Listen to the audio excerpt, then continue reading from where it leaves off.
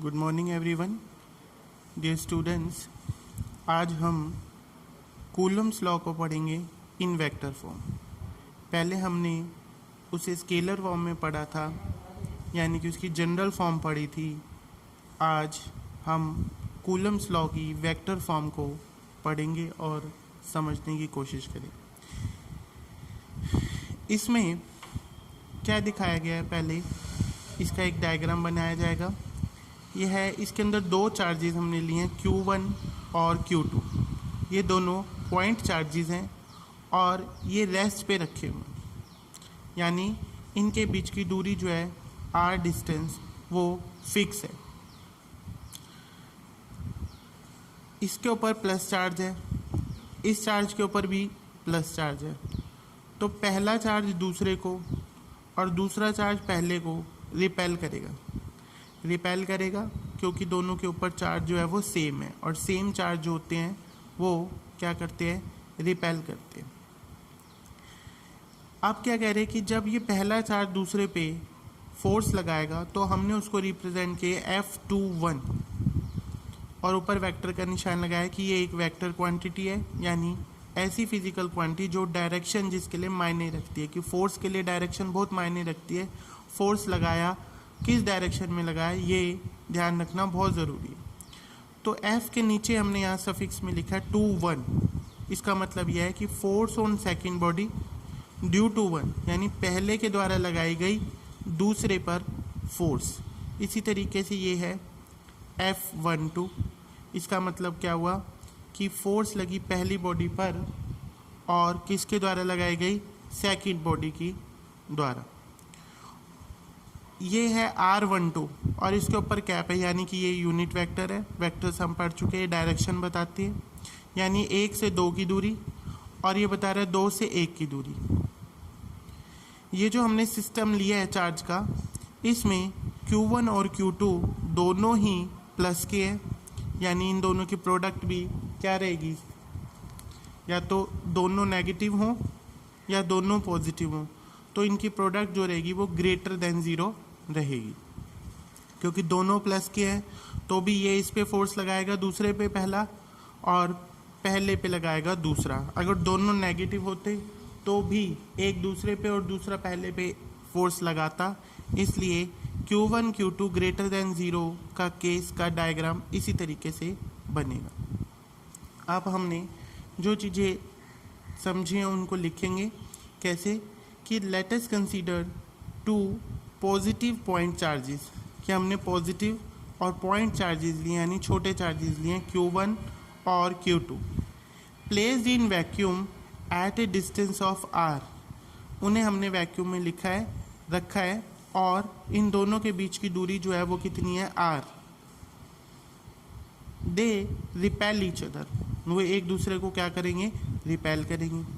तो अब ये कह रहे हैं कि इन वेक्टर फॉर्म कूलम्स लॉ में बी एक्सप्रेस्ड एज। तो वेक्टर फॉर्म में आप कूलम लॉ को कैसे लिखते हैं, यानी F21 ये क्या हुआ, फोर्स ऑन चार्ज Q2, यानी सेकंड वाले चार्ज पर किसके द्वारा लगाया गया फोर्स, ड्यू टू Q1, वो किसके बराबर होगा, कूलम्स लॉ का फॉर्मूला लिखेंगे जो कि था K इंटू पहला चार्ज इंटू दूसरा चार्ज डिवाइड बाय दोनों के बीच की दूरी का स्क्वायर, और डायरेक्शन क्या होगी, 1 से 2 की तरफ। फोर्स ऑन Q2 लग रहा है ना, पर किसके द्वारा लग रहा है, Q1 की। तो यहाँ पर अगर 2-1 होता है, यानी फोर्स ऑन सेकेंड बाय 1, तो डिस्टेंस 1 से ही स्टार्ट होगा। यानी ये दोनों ध्यान रखना है जब भी आप लिखेंगे। यहाँ पर F21 है तो यहाँ पर R12 आएगा। ये इक्वेशन नंबर 1 होगी। इसी तरीके से जो दूसरा चार्ज है वो भी पहले पे फोर्स लगाएगा, तो उसको कैसे लिखेंगे, F1, यानी F के ऊपर force on first due to second. तो वो भी फॉर्मूला क्या होगा, K into Q1 Q2 upon R² into में R डिस्टेंस। अब दूसरा लगा रहे तो दूसरे से डिस्टेंस मापेंगे, 2 से 1 की तरफ, 2 से 1 की तरफ। ये इक्वेशन नंबर 2। ये दोनों यूनिट वेक्टर हैं, ये डायरेक्शन बताने की काम यहाँ पर कर रहे हैं। अब हम ये कह रहे हैं, ये इनके बारे में लिखा हमने कि R12 क्या है, यूनिट वेक्टर है फ्रॉम Q1 टू Q2 और R21 जो है वो एक यूनिट वेक्टर है फ्रॉम Q2 टू Q1। पर हम ये कह रहे हैं कि 1 से 2 की दूरी या फिर 2 से 1 की दूरी, मैग्नीट्यूड तो इनका बराबर है बट डायरेक्शन उल्टी है। यहाँ देखो डायग्राम में 1 से 2 की दूरी या 2 से 1 की दूरी तो बराबर ही होगी, तो इक्वल टू का साइन लगा दिया, बट डायरेक्शन उल्टी है।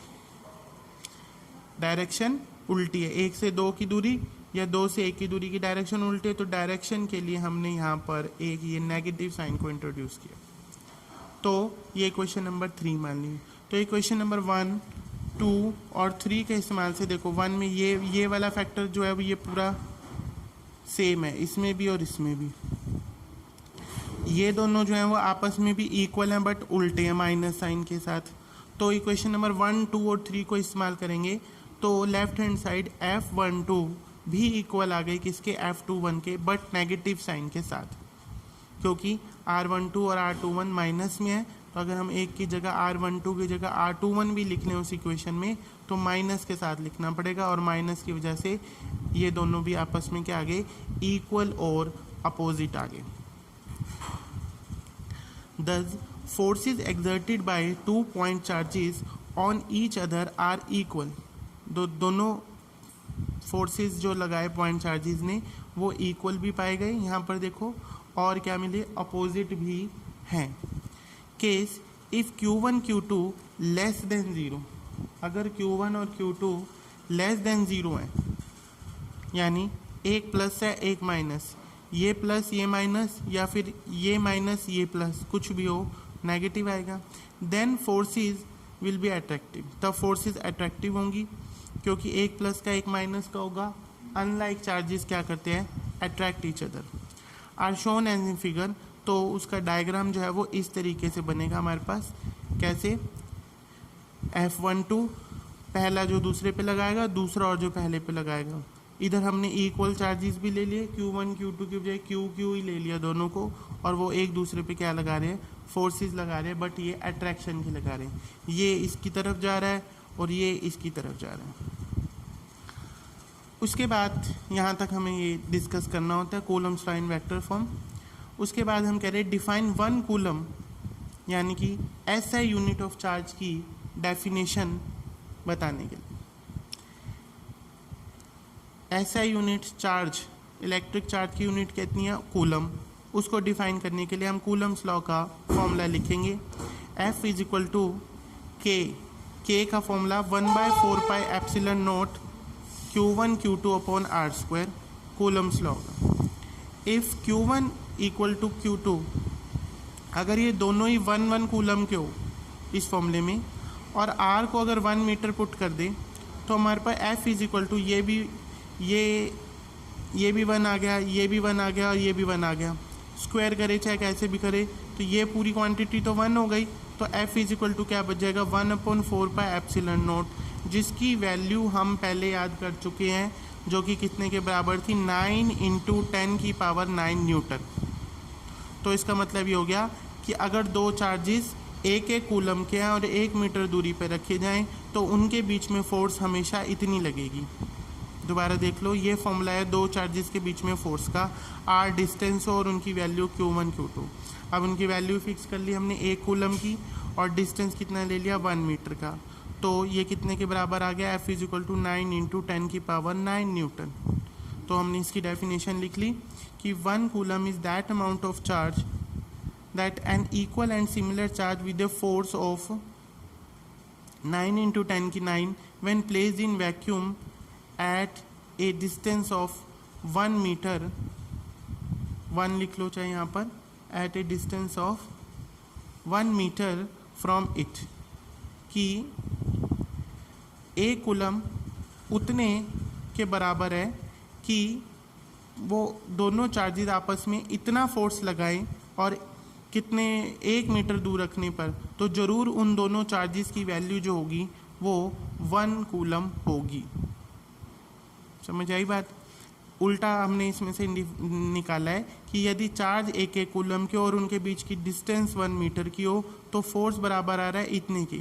तो उल्टा हम बात करेंगे कि अगर फोर्स लगे इतने का और दो चार्ज को के बीच में और दूरी हो हमने ले रखी हो 1 मीटर, तो ज़रूर वो दोनों चार्जेस फिर 1 कूलम के होंगे। अगर ये फोर्स आती है तो 1 कूलम के होंगे, 1 कूलम है तो ये फोर्स होगी। उल्टा एक दूसरे से मतलब रिलेटेड है ये बात।